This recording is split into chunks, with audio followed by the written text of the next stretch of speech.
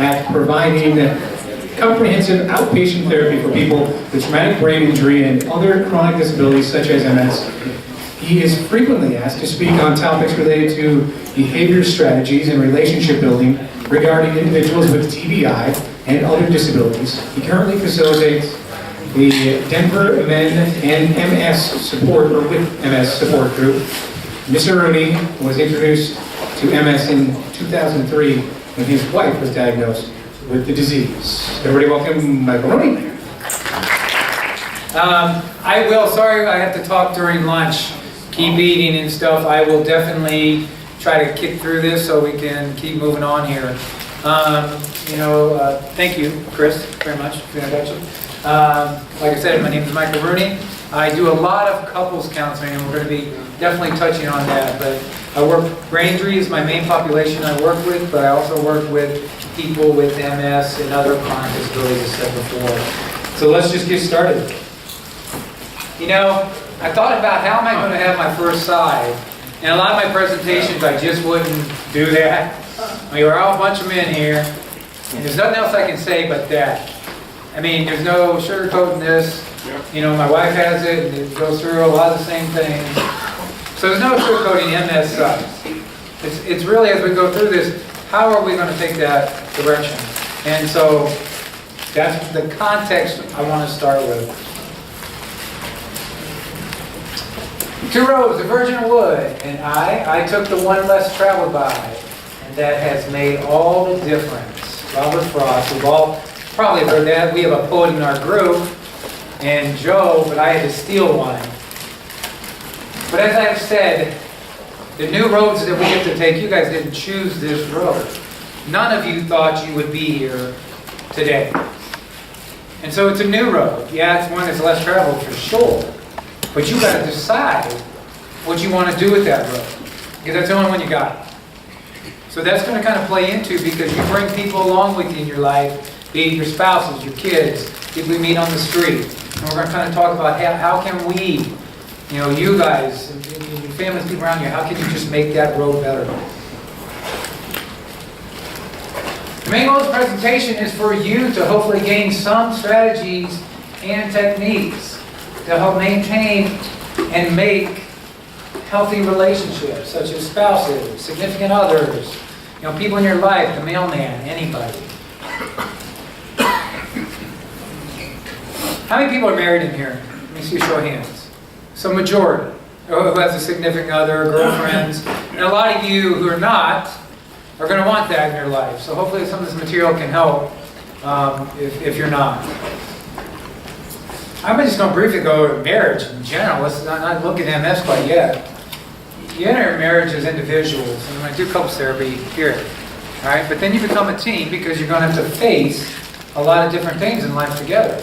So you enter as individuals, but you become a team. There's 3 things a marriage has to have for foundation. If you got these 3, you're pretty, in any relationship really, but especially in marriage, if you got these 3, you're in pretty good shape. And that's trust, respect, and communication. And why communication is in bold? Because a lot of times we just do not know how to talk to our wives. And if we can't do that, then we have a major problem. And a lot of you guys, you're dealing with MS. Sometimes I come to Jesus Talk to sit down with your wife and really plan out and have those talks that are productive. So keep that communication healthy and open. Marriage is hard. It takes a lot of work, in general. Kids, you got work, you got bills to pay, you got, I think, a retirement, future, everything going on there. I don't know if I've seen my wife in the past week, because we pass each other so long.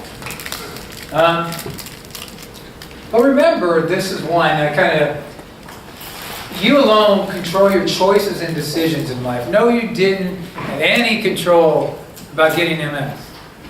But from this point, you do. I mean, and of course, MS takes away a lot of control. But here, you can make those choices how, and since we're talking about marriage, how you want with your MS to react and be with your significant other. That's on you. And always remember this, and this is just a commonality, and when we were kids, we did start parents.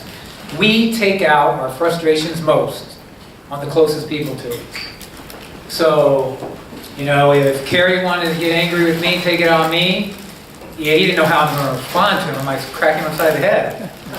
But our wives, they get it. They're going to love us. The safety net's there. So we go that way. All right.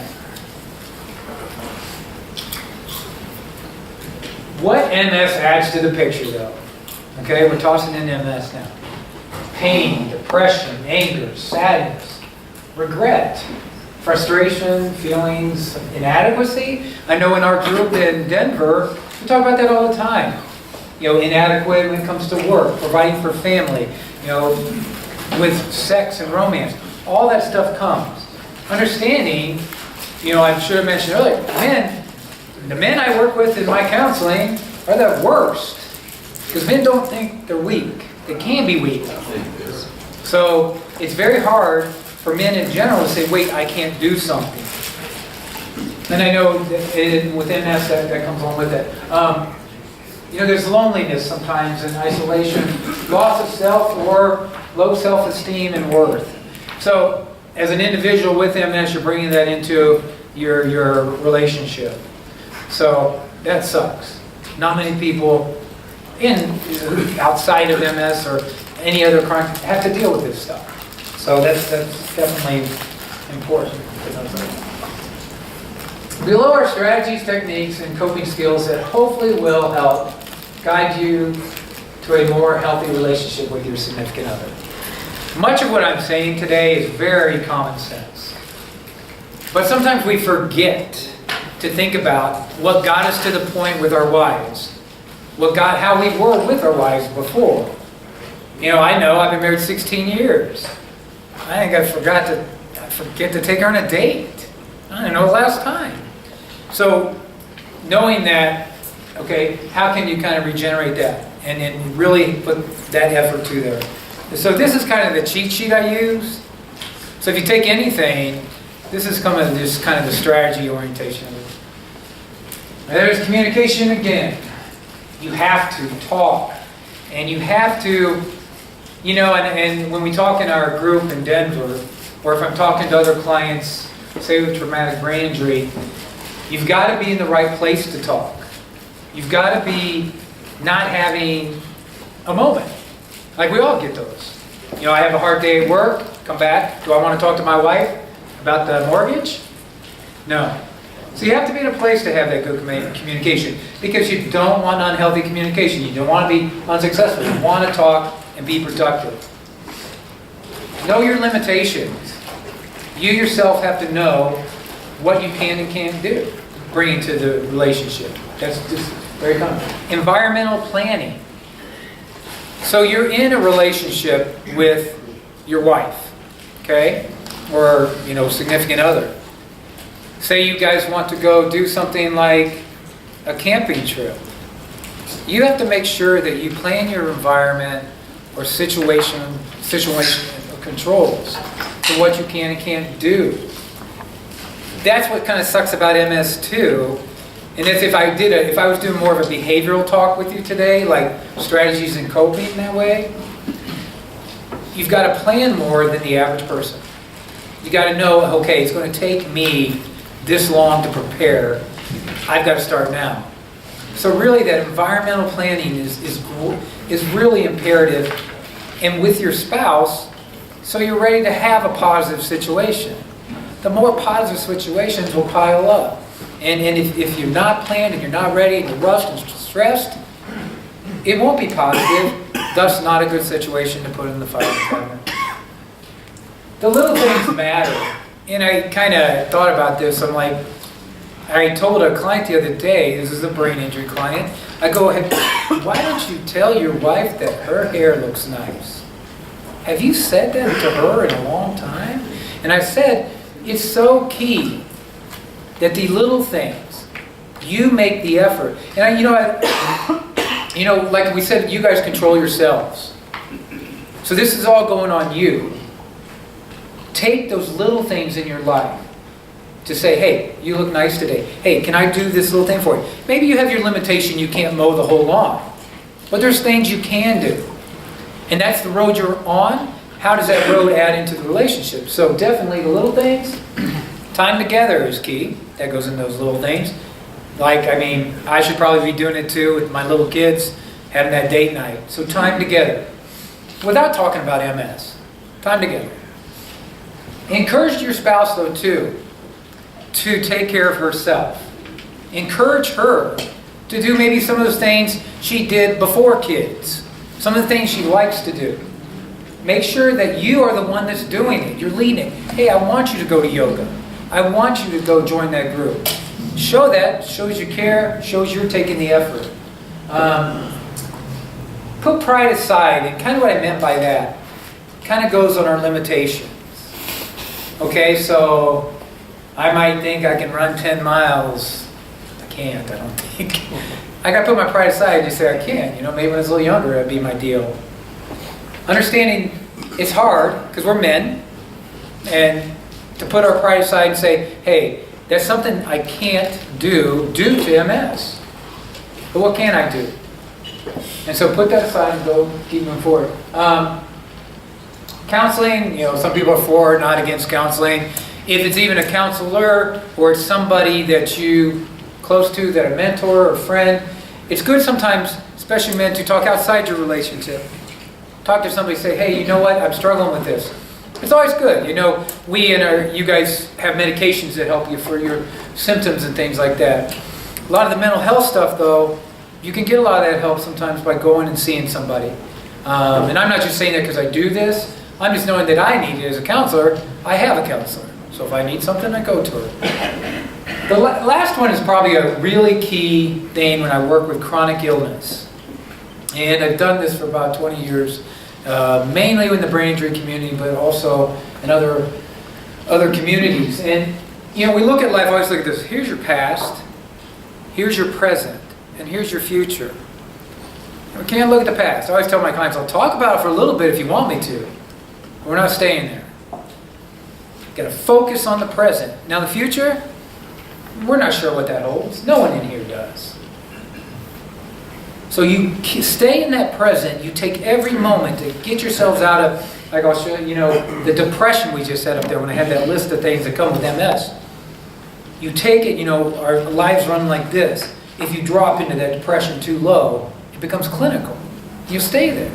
So you do something each day to keep yourself up. And I know I sound like a little bit of a cheerleader here. And I'm sorry.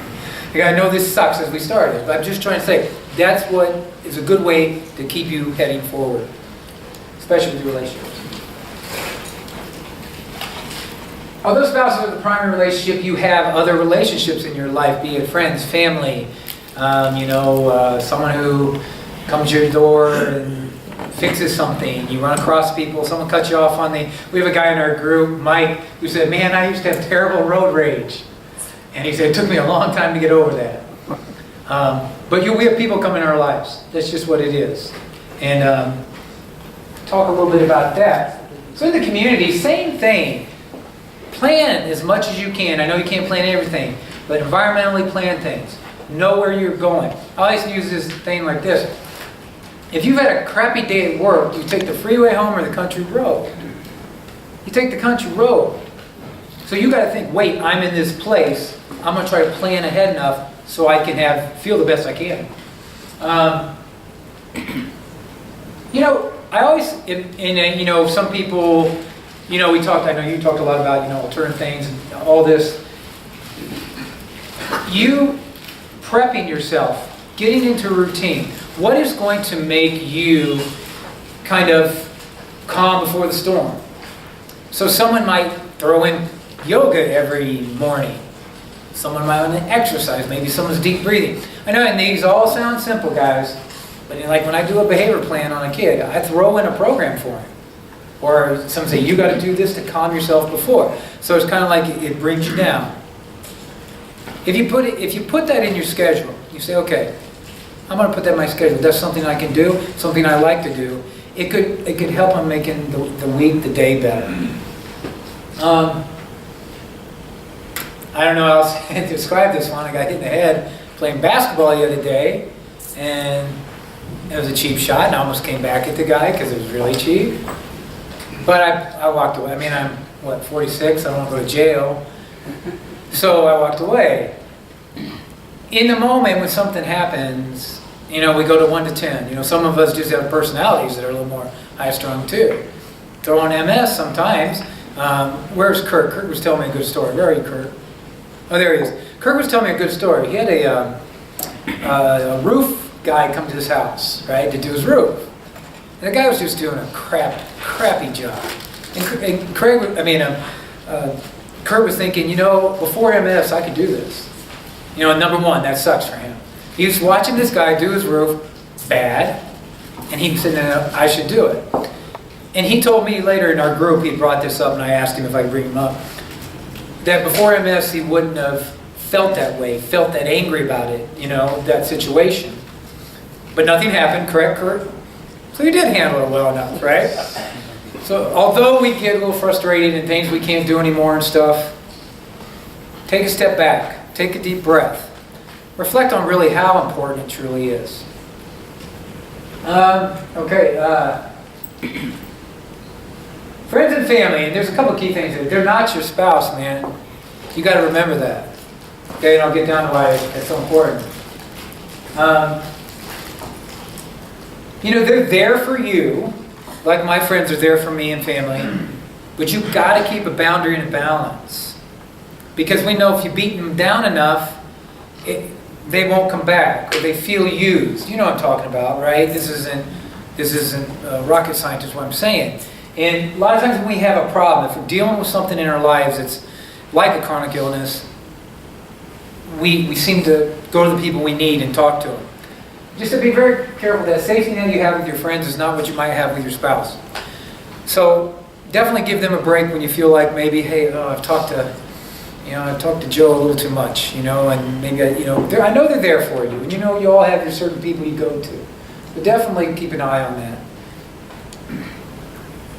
that. Conclusion. All relationships take hard work and often can be challenging. Human nature is ultimately, at its core, selfish. It takes hard work, compassion, patience, acceptance, and teamwork for human relationships to connect and thrive. MS throws a wrench into the system, causing an unforeseen mess and change, making it even harder to be successful. However, and this is the biggest however, and this is where my cheerleading ends for the day on you guys. When you're forced down this new road, like we talked about, remember that this path you take with your spouse can also be successful through teamwork. And it can. Even though it's 50% divorce rate in this country, working as a team can definitely work for you. Thank you. And are there any questions?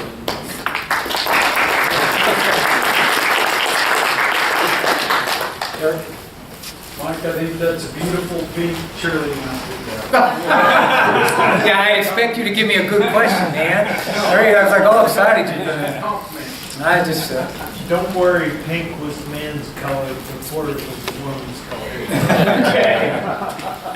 If I may be so bold, I think you missed something very important. And I talk from authority. I've been happily married to the same woman for 42 years. And every day you have to say, no, boss. No, that is hard. That's pretty good. The secret is you have to say the 3 words to your wife every day. I love you. No, I love you works for about 2 weeks. 42 years, I get up every morning and I tell my wife, it's my fault. I missed it. That's great. Man has learned. Put it in the presentation. I thought it was going to be, you are right. It's close. It's better to admit you're at fault. Yes. One thing that I have found is I got older and stuff, I'm less tolerant of negative people. I have some friends of mine that, geez, they get up in the morning, and the world's going to end by lunchtime. Because it has to. And these people are so, and I just recently vacationed with some friends of ours, another couple, and after a while, I said, geez, I'm not gonna do this again because, by the time dinner time rolled around, you say, shit, may as well go home now. Yeah, and I've told people, you cut a dead weight in your life. I mean, I'm 46 years old. I'm not gonna waste my time with someone who's Yeah, negative. I mean, it's That's just a commonality I carry in everybody. crazy, yeah. Yeah, definitely. I didn't help you MS either. No. Anybody else? Yes. Basically, what he's talking about is something you did not specifically cover, Okay. and that's people who are leeches. You can't get rid of them. Yeah, but like I said, there's people that are leeches, but if you really want to say, hey, I'm done with you, Got to do it. you got to do it. That's the choices you make in life. I mean, we all have a choice. And yeah. Anybody else? Yeah. How do you have a good relationship with other people if you don't have a good relationship with yourself? Great. That's kind of when we talk about self-esteem. Good to hear that. He said, how can you have a good relationship with someone else if you don't have one with yourself? And the primary thing I see in all my therapy I do is, be it a teenage girl that's wanting to commit suicide, it's all the therapy I do. The low self-esteem about yourself is key. Because if you're unable for yourself to look at yourself, you're not going to reflect on. A famous talk show guy said once, you don't deserve to be happy for yourself. You deserve to be happy. You have to be happy for the people around you. And what I would say to you, if that's how you feel about yourself, because even I sometimes, even getting up and talking in front of you guys, it makes me feel, a little awkward. I don't know these people. What are they going to think? Do I look like a cheerleader? Whatever. But you guys, even at this age, we feel a little bit self-conscious. So what I would suggest, anybody that feels that way, take that step back. Reflect on who you are and look at what you see and for what you can do and what you want to do. And if you take some of that pride and bring it into you, it's going to definitely reflect on the people that you're with. It's a hard thing to do, to get, especially being in the circumstance. Anybody else have any question? Yes, Larry. One of the things that I found in my life is that I have to control my negative influences. Okay, I'm not saying that you're negative, but negative influences can really, get me down. And as a person with MS, I find out Sure. that I need to find more positive influences in my own life and stuff. And if I have to walk away from my wife, for a day or 2 days, I'm more than willing to do it if she, if things get to a Sure. and, No, and that's so key, keeping the negative out of your life. And you guys understanding, this has been a big talk in the Denver group every time almost, is, I'm having trouble here with my wife. And you understand you can't control your wives. Some of you probably could. But they're responding to the MS too. Understand they're in this with you. They don't know what to do. Your relationship has changed. But within the change, what are you going to do on this new road to make it work? If you're a person that believes in the vows, you took vows with your wives. And, if you want it, you guys can do it. It's a much harder road than 99% of the men out there. But, yeah, anybody else? Yes. Here, well, first of all, I don't have MS. I'm here with my son who's 40. Okay, gotcha. But I think sometimes people with various problems, especially MS, are afraid sometimes to ask for help or to depend on other people. It's hard for them, being men or whatever, women, they're afraid to ask family for help. And I'm sure that 99% of the people have family that are there for them. If they need something or want something, just don't be afraid to reach out. And you're right, and we're men, so we don't need help. That's what comes down to life. Nothing to be ashamed of. No, it is, and sometimes they feel like they're overwhelming. This is just taking some of the guys in the group. They're overwhelming their wives. They're not doing enough for their wives.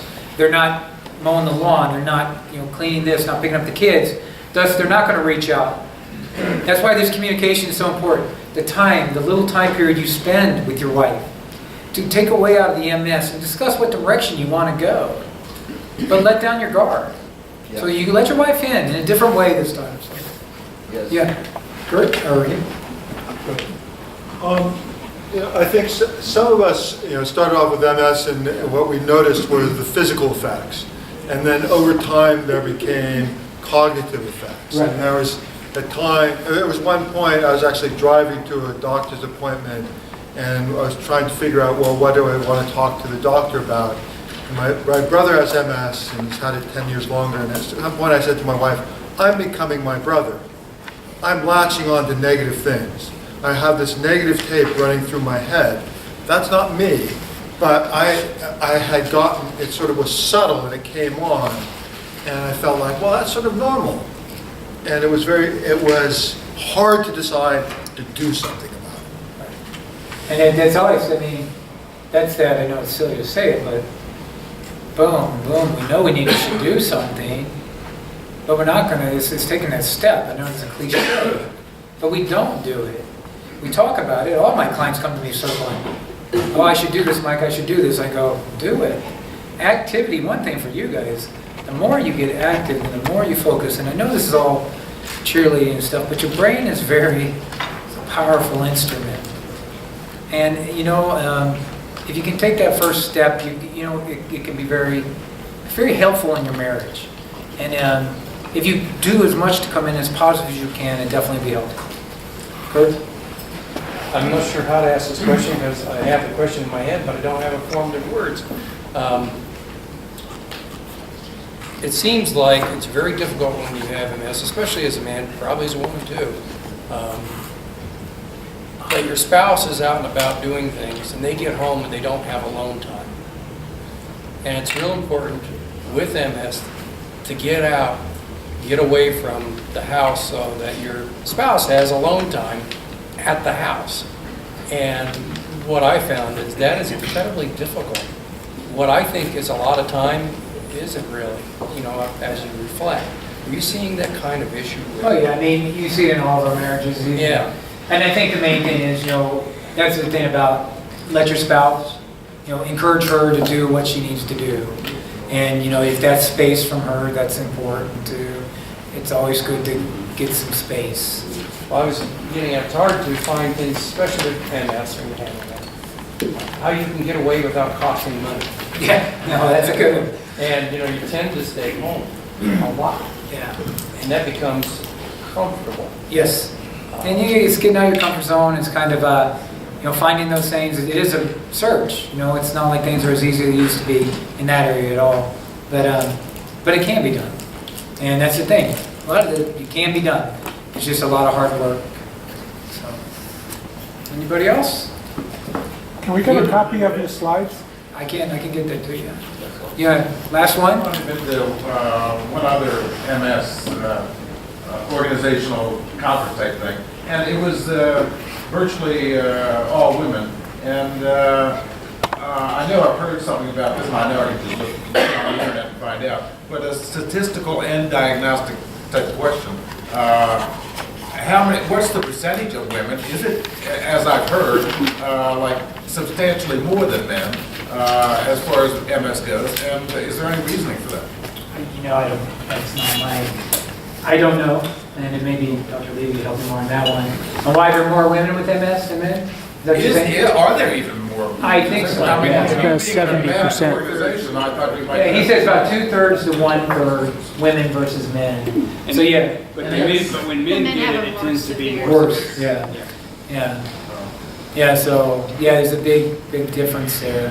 And guys, my group in Denver, and everyone come join us. We talk about those things the guys aren't doing, and it's hard. Not working, not doing stuff with kids, not getting romantic with their wife. Those are tough things to challenge you each day. I tell you, if you went with your wives, women can surprise you. Your wives, just be open with them, and don't be so crabby. All right. That's why they call it MS. All right. Well, if anybody wants to ask me any other questions, I'll be around. So thank you very much for having me.